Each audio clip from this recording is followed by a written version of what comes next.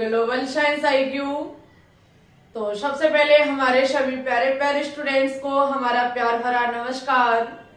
आज हम आपके लिए इलेक्ट्रोकेमिस्ट्री का पार्ट 5 लेकर के आए हैं, जिसमें बात करेंगे फेराडे के विद्युत अपघटन नियम पर। आपने इसके पिछले लेक्चर में सीखा था विद्युत अपघटन के बारे में कि विद्युत अपघटन क्या होता है।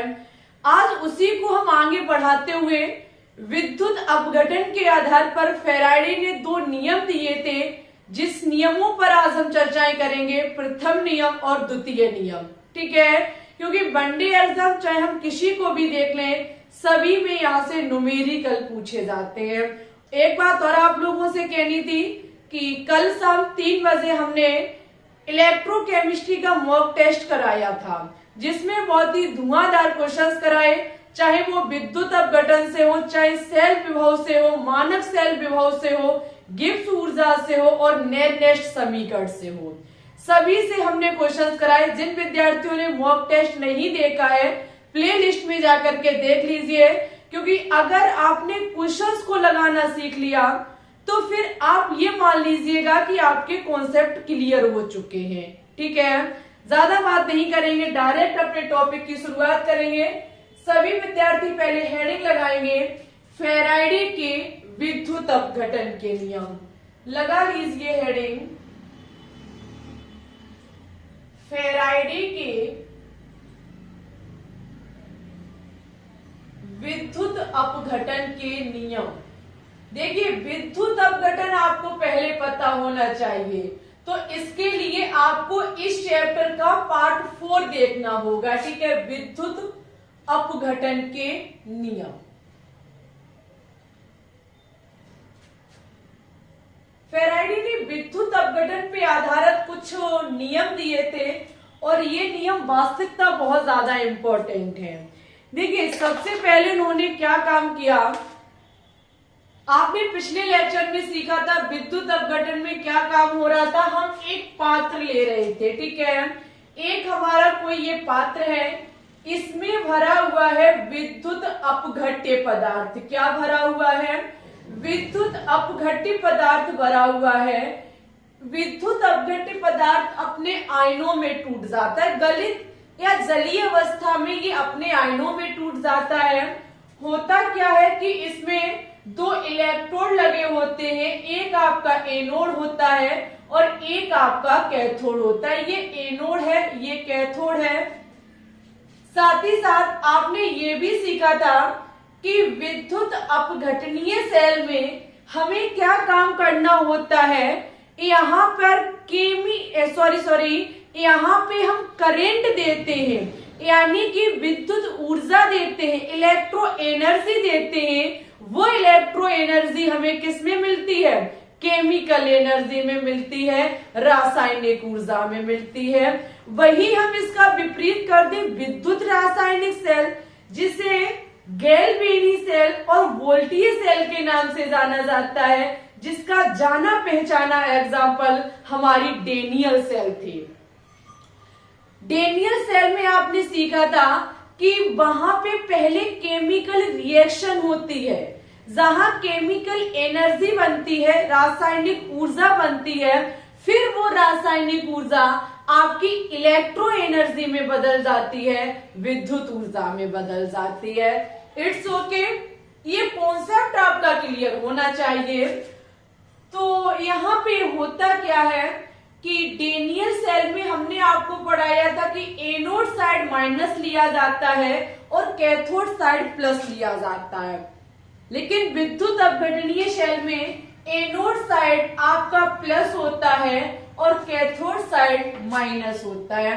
हमने आज इसमें दिमाग लगाया, हम इसी को लिख रहे थे चैप्टर को, इसी टॉपिक को, तो दिमाग में एक बात आई कि जैसे एनोड को हम जानना चाहें तो एनोड कैसे लिखा जाता है। ये रहा आपका एनोड, पीछे शब्द आ रहा है नोड, नोड से शब्द बनाइए जोड़, यानी कि एनोड पर क्या होगा? धन सिरा होगा। अब आप कहोगे कि डेनियल सेल में तो माइनस सिरा होता है, तो आपसे हमने ये भी तो बोला कि ओनली ऑन डेनियल सेल ही एक ऐसी सेल है जहां पर एनोड सिरे पर माइनस होता है, अन्यथा हर एक सेल में एनोड सिरा हमारा पॉजिटिव होता है, एनोड सिरा हमारा धनायन होता है। ये याद करने का सबसे अच्छा तरीका है, एनोड जहां से शब्द निकलता है जोड़, यानी कि एनोड सिरे पर हमारा जोड़ होगा, ठीक है, धनायन होगा, और कैथोड साइड हमारा माइनस होगा। हम क्या काम करेंगे, इसको एक वोल्ट यानी कि एक बैटरी से कनेक्ट कर देंगे। जब हम बैटरी से कनेक्ट करेंगे भाई साहब, जैसे ही हम इसमें क्या करेंगे, चार्ज देंगे, क्यों, जब बैटरी कनेक्ट होगी करंट देंगे, चार्ज देंगे, तो आपको पता है कि इसमें भरा विद्युत अपघट्य पदार्थ, और विद्युत अपघट्य पदार्थ का मतलब है कि जो अपने आयनों में टूट सके, यानी कि आपका A+ और C-। A+ बोले तो एनाइन और C- बोले तो कैटाइन, ठीक है, उल्टा कर दिया मैंने। हाँ, एनाइन का मतलब होता है माइनस और कैटाइन का मतलब होता है प्लस। ओके, सभी को पता है कि एनाइन जो है वो आपके कैथोड साइड जाएंगे और आपका कैटाइन जो है वो आपका एनोड साइड जाएगा। लेकिन हम इस चीज पे बात नहीं करेंगे कि एनोड साइड जाता है, ये कैथोड साइड जाता है, ये बनता वो बनता। भाई साहब, हम पिछली क्लास में सिखा चुके हो, तो यहाँ क्यों सिखाएंगे? हमें अपनी बात पर आना है, फेराइडे के नियम पे आना है। तो अच्छा ये बताइए, जब हम इसमें करंट देंगे, जब हम इसमें वोल्ट देंगे, तो हम कह सकते हैं कि हमने इसको चार्ज दिया है। जैसे ही हम इसमें चार्ज देना प्रारंभ करेंगे तो यहां से जो आपका प्लस जाएगा, कितनी बड़ी गलती कर दी मैंने, माफी चाहेंगे, यहां पे सॉरी, एनाइन जाएगा आपका एनोड साइड और कैटाइन जाएगा आपका माइनस साइड, क्योंकि ये प्लस है ये माइनस है, दिमाग से उतर गया, ये माइनस और ये प्लस है। अच्छा, जब ये कैटाइन और एनाइन एनोड और कैथोड साइड जाएंगे तो ये यहाँ पे इलेक्ट्रोड पे जाके चिपक भी तो जाएंगे। कैसे चिपक जाएंगे? सपोज दैट यहाँ पर हमारा कोई ऐसा हमारा यहाँ पर कोई एनाइन है जो इलेक्ट्रोड पर जाकर के सॉलिड है, यानी कि ठोस अवस्था बना लेता है, एक्वस में से जाता है, छड़ पे जाके वो सॉलिड हो जाता है, तो फिर ये छड़ पर चिपक जाएगा। हाँ, ऐसा भी हो सकता है कि गैस बन करके उड़ जाए, जैसे कि आपने पिछले लेक्चर में सीखा था, क्लोरीन गैस बन रही थी, उड़ जा रही थी, हाइड्रोजन गैस बन रही थी, उड़ जा रही थी। तो ऐसा भी हो सकता है कि हमारे यहाँ पे जाकर के चिपक जाए। हमने एक चीज सीखी यहाँ पे हमने एक चीज सीखी कि फेराइडे के नियमानुसार जितना यहाँ पे चार्ज देंगे उतना ही एनोड और कैथोड पर उत्पाद बनेंगे। किस पे? एनोड और कैथोड पर उत्पाद बनेंगे। जितना हम इसमें चार्ज देंगे, जितना हम इसमें करंट फ्लो कराएंगे, और जब हम इस पर आवेश देंगे तो और ये उत्पाद चिपकेंगे जाकर के, तो यहाँ पर हम क्या कह सकते हैं? हमारे द्रव्यमान, क्योंकि जब यहाँ पे ये कण जाके चिपकेंगे तो ये क्या होगा? हमारे द्रव्यमान चिपकेगा जाकर के, और ये द्रव्यमान किसके समानुपाती होगा? आवेश, यानी कि Q के समानुपाती होगा। सबसे बड़ा प्रश्न कि Q के समानुपाती क्यों होगा? तो ये बताइए, यहाँ पर ये द्रव्यमान इन इलेक्ट्रोड के पास जा कहां से रहा है? जब हम इसमें चार्ज दे रहे हैं, जब हम इसमें आवेश को फ्लो कर रहे हैं, तब ही तो यहाँ का द्रव्यमान यहाँ चिपक रहा है जाकर के। जितना ज्यादा आवेश देंगे इलेक्ट्रॉन माइनस और प्लस में उतनी ज्यादा खलबली पैदा होगी और ये उतनी ही तेजी से इलेक्ट्रोड के पास जाकर के चिपकेंगे और अपना उत्पाद बनाएंगे, कुछ मास को तैयार करेंगे, कुछ द्रव्यमान को तैयार करेंगे। ठीक है, तो यहाँ पे जब हम समानुपाती का निशान हटाते हैं तो हमारा हो जाता है m बराबर ZQ। क्या हो जाता है? m बराबर ZQ। अगर हम Z की बात करें तो Z है हमारा वैद्युत रासायनिक तुल्यांक। क्या है? वैद्युत रासायनिक तुल्यांक। ठीक है, Z है वैद्युत रासायनिक तुल्यांक। ओके, अच्छा अब एक बार हम जरा कैमरा चेक करेंगे, वैसे बात को आगे बढ़ाएंगे।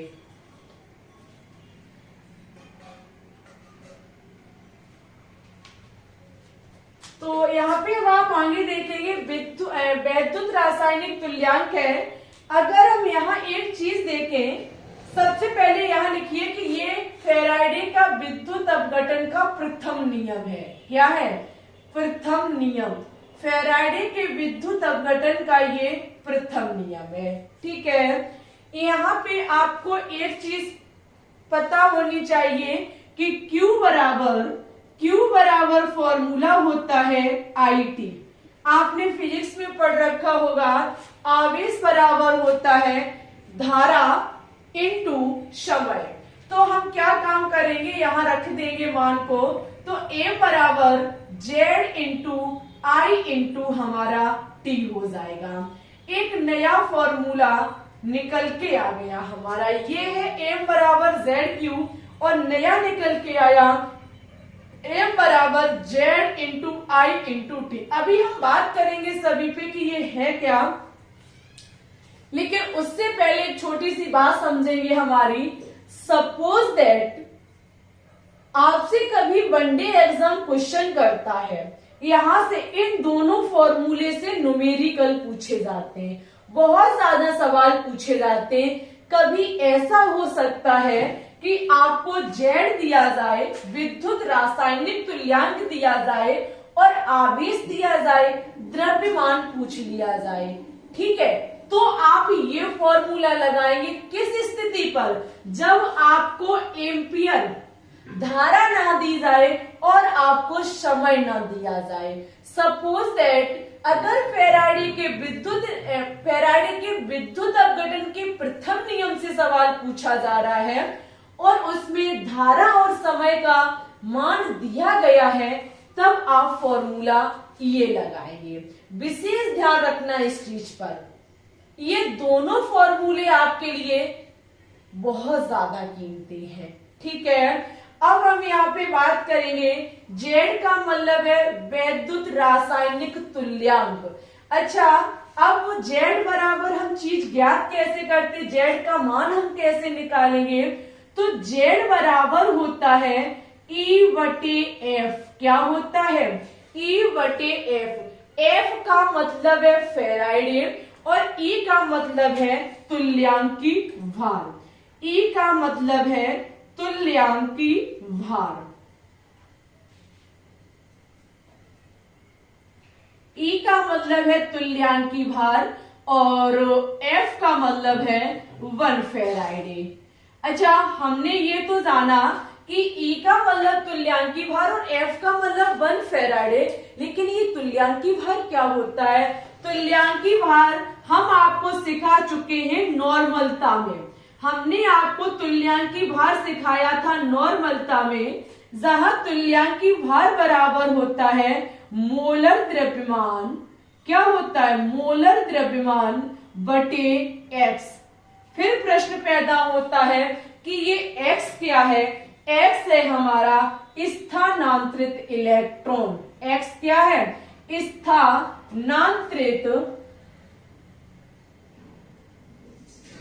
स्थानांतरित इलेक्ट्रॉन x होते हैं। जब आपको कोई भी प्रोसेस दी जाएगी, जब किसी का विद्युत अपघटन कराया जाएगा, तो उस टाइम कितने इलेक्ट्रॉन का स्थानांतरण होता है, वही हमारा x है।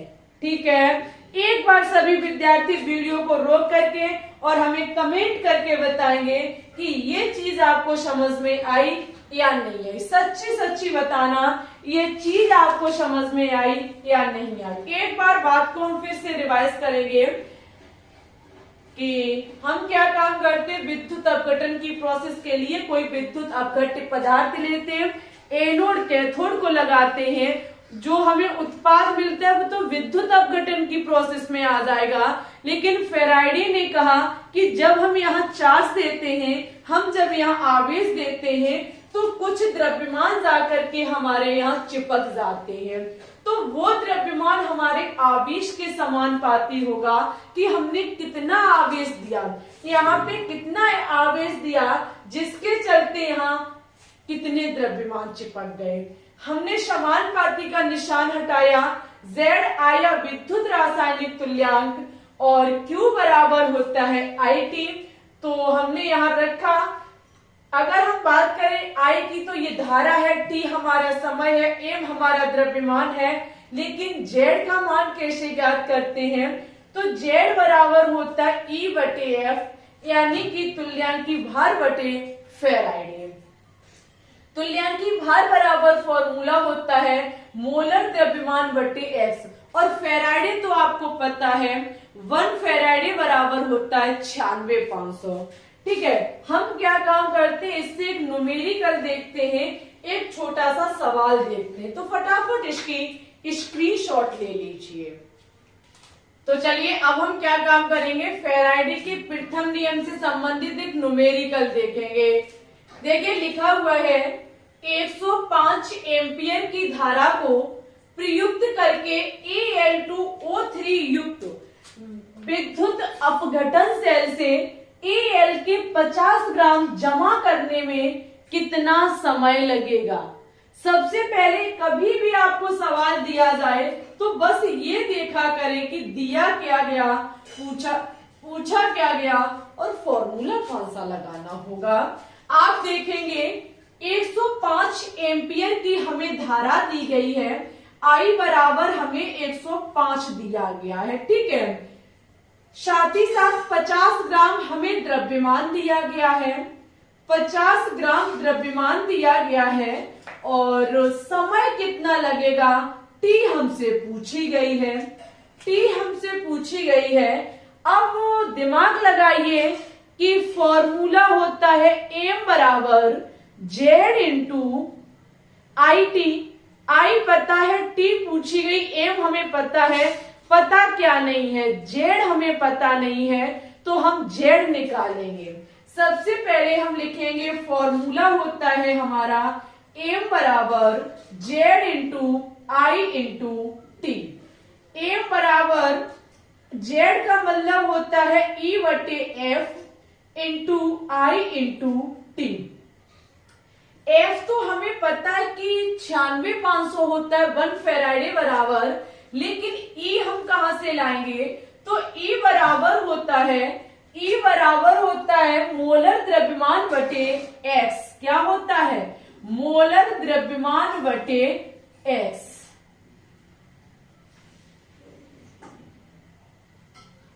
मोलर द्रव्यमान किसका, सबसे पहले ये बताओ द्रव्यमान किसका है, द्रव्यमान है हमारा Al का, तो मोलर द्रव्यमान भी किसका होगा, Al का होगा।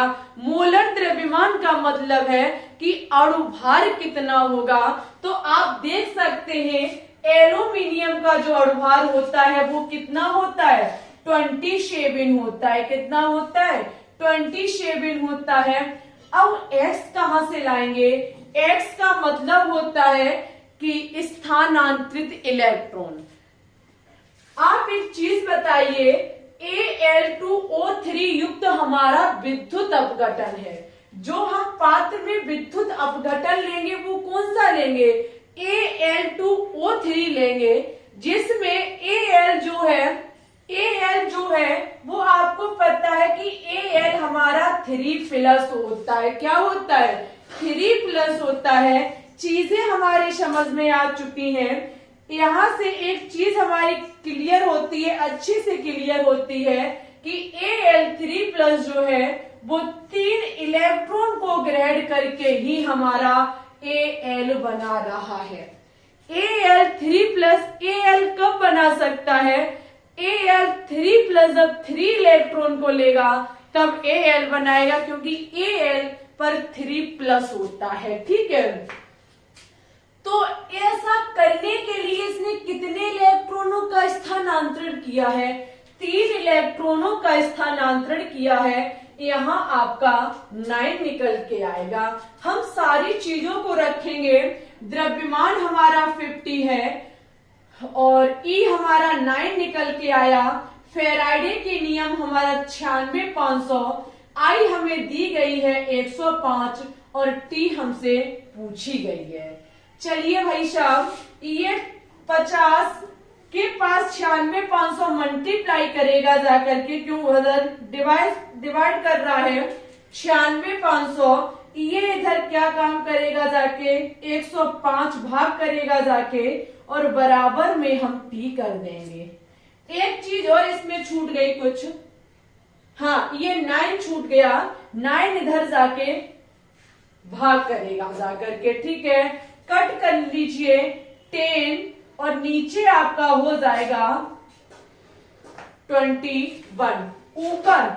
ऊपर आप देख सकते हैं 96,500 था, एक ये बिंदी और 0 बढ़ जाएगा, नीचे हो जाएगा हमारा 189 बराबर में टी। ठीक है, यहां से अगर हम टी बराबर देखेंगे 189 से यहाँ पे 96,500 जब हम कट करेंगे तो हमारा निकल के आएगा 5105.82 सेकेंड।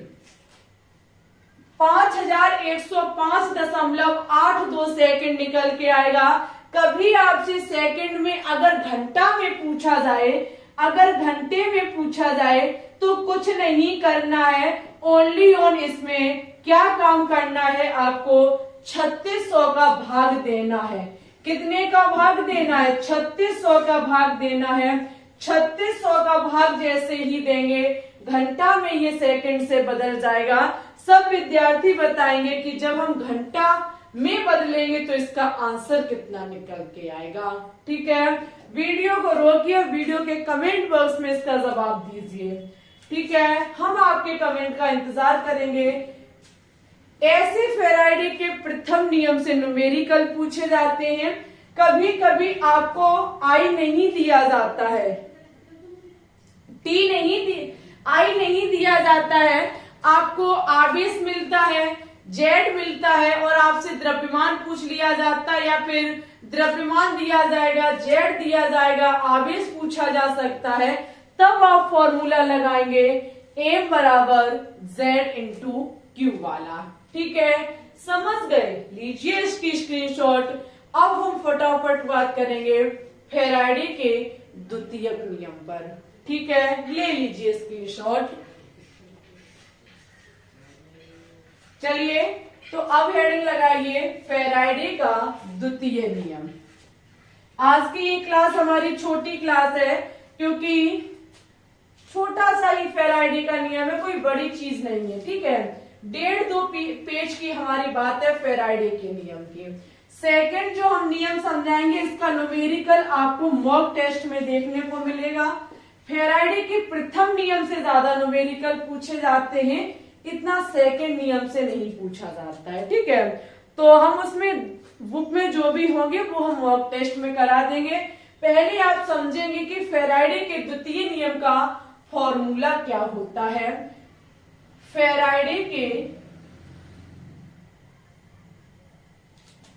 फेराडे का विद्युत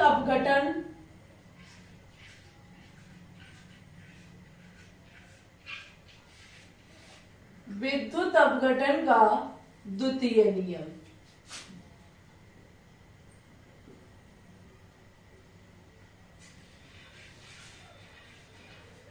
अभी आपने जो देखा था वो प्रथम नियम था, अब आप जो देखेंगे वो द्वितीय नियम होगा। ठीक है, सेकंड लॉ होगा। इसमें देखो क्या होता है, श्रेणी बनती है। इसमें जो आपकी क्या काम होता है, श्रेणी बनती है और उन सभी श्रेणी की एक ही बैटरी होती है।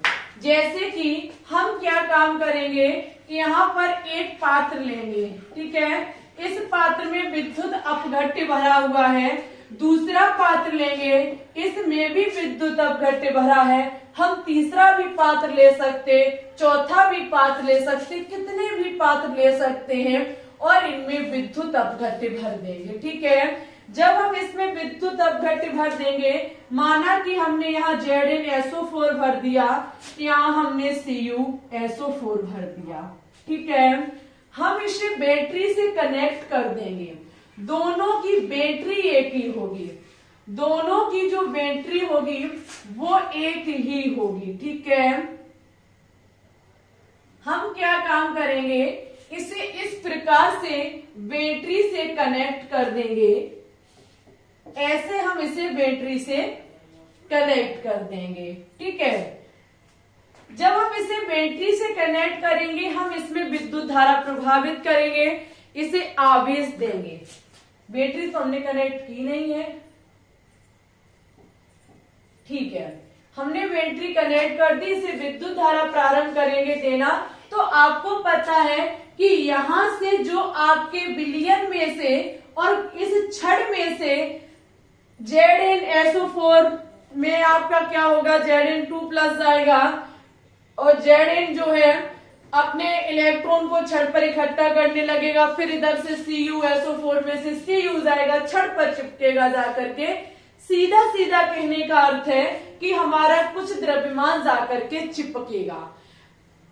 यहाँ पे अगर हम देखें तो यहाँ पे वही चीज जो फैराडे के प्रथम नियम में थी, यहाँ श्रेणी के हिसाब से देखेंगे, वहां इकलौते के हिसाब से मैंने देखा था, यहाँ पर भी हमारा द्रव्यमान जो है, द्रव्यमान बराबर ZQ होगा, द्रव्यमान बराबर हमारा क्या होगा, ZQ होगा। हम कुछ आवेश यहाँ पर देंगे और हमारा द्रव्यमान निकल के आएगा, कुछ द्रव्यमान यहाँ पे जाकर के चिपकेगा। अगर हम देखें ZnSO4 विलयन में, तो हमारा कौन सा द्रव्यमान जाएगा, Zn का द्रव्यमान जाएगा और यहाँ पे कुछ विद्युत जो आपका है, यहाँ पे क्या काम होगा, विद्युत रासायनिक तुल्यांक ZZn और Q आपका आवेश एक समान होगा। आवेश जो होगा वो आपका एक समान होगा, क्योंकि बैटरी सब एक है तो आवेश दोनों का समान होगा। यहाँ हम कॉपर के लिए देखेंगे, यहाँ Zn है, यहाँ हमारा कॉपर है। ठीक है, यहाँ आपका जिंक का द्रव्यमान जो है वो जिंक के विद्युत रासायनिक तुल्यांक के बराबर होगा। यहाँ कॉपर का जो आपका द्रव्यमान है वो कॉपर के रासायनिक तुल्यांक के बराबर होगा। ठीक है, इतना जब हमारा क्लियर होता है तो हम क्या काम यहाँ देख सकते हैं कि MZn जो है वो MQ बटे MQ, यानी कि Zn का द्रव्यमान बटे जब हम कॉपर का द्रव्यमान करते हैं, Cu का द्रव्यमान करते हैं, तो आवेश दोनों का समान है, आवेश कट जाएगा, ZN बचेगा और आपका ZCu बचेगा। क्या बचेगा, ZCu बचेगा। इस प्रकार से अगर हमारी और कोई श्रेणी होती तो उसका भी द्रव्यमान और विद्युत रासायनिक तुल्यांक जो है वो एक दूसरे के अनुपात रेशियो में निकलते जाते। हम यहाँ कह सकते हैं कि जब विद्युत धारा की समान मात्रा विभिन्न विद्युत अपघट्य, यहाँ हमारे विद्युत अपघट्य अलग भरे हुए हैं और मात्रा विद्युत धारा की समान है। यहाँ ZnSO4 है, यहाँ CuSO4 है, लेकिन वोल्टता यहाँ पर सेम है, तो उनके पदार्थ की जो मात्रा है, ये जो उनका द्रव्यमान है वो विद्युत रासायनिक तुल्यांक के समानुपाती होता है। इनका द्रव्यमान विद्युत रासायनिक तुल्यांक के बराबर होता है। अगर हम क्या काम करें, MZn बटे MCu कर दें तो हमारी कह सकते हैं कि यहाँ पे हमारी श्रेणी में कभी आपको पूछा जाए कि बताइए, जैसे आपको दो कोई विद्युत अपघट्ट दिया जाए और आपसे पूछा जाए कि बताइए कॉपर का द्रव्यमान कितना होगा, तो आपको जिंक का द्रव्यमान दिया जाएगा, जिंक का विद्युत रासायनिक तुल्यांक, कॉपर का विद्युत रासायनिक तुल्यांक, तब आप यहां से ऐसे निकालेंगे। अगर कोई तीसरी श्रेणी होती तो वो आप दूसरे के उसके बराबर रख देते, तो दूसरे की तुलना तीसरे से की जाती। ऐसे करके विद्युत रासायनिक तुल्यांक में क्वेश्चंस पूछे जाते हैं। इस नियम से आधारित क्वेश्चंस पूछे जाते हैं जो कि आज शाम 3 बजे मॉक टेस्ट में देखने को मिलेंगे। तो आपको हर एक चीज टाइम से देखनी है। कुछ यहाँ कुछ लाइव स्ट्रीम में, कुछ आगे, कुछ ऐसे आप आगे बढ़ सकते हैं, चीजें अच्छे से सीख सकते हैं। आज शाम को केमिस्ट्री के मिक्सचर क्वेश्चंस कराए जाएंगे, जिसमें कुछ क्वेश्चंस विद्युत रासायनिक श्रेणी से भी यानी कि इलेक्ट्रोकेमिस्ट्री चैप्टर से देखने को मिलेंगे। ठीक है, तो आज शाम 3 बजे जुड़ना लाइव में बिल्कुल भी ना भूलें। साथ ही साथ आज की क्लास कैसी लगी प्लीज कमेंट बॉक्स में जरूर बताएं। इसी के साथ वीडियो को लाइक, शेयर और चैनल पे न्यू है तो इसको सब्सक्राइब जरूर कर लें। आप लोग टेलीग्राम जरूर से ज्वाइन कर लें, क्योंकि वहां पे हम सबसे पहले क्लास को भेजते हैं। अगर हम अपलोड करते तो वहां पे बताते हैं, और कोई अगर इम्पोर्टेंट वीडियो है पिछली तो उसको भी हम टेलीग्राम पर सेंड कर देते कि इसको भी देख लीजिएगा। ठीक है, अदर कोई भी डाउट हो तो बता सकते हैं, हम आपके डाउट को जरूर से खत्म करने की कोशिश करेंगे। मिलते हैं फिर शाम 3 बजे की लाइव स्ट्रीम में। तब तक के लिए बस इतना ही रखते हैं। पढ़ते रहिए, आगे बढ़ते रहिए, ऊंचाइयों को छूते रहिए। Okay, thanks for watching this video. जय हिंद, जय भारत, ऑल द बेस्ट।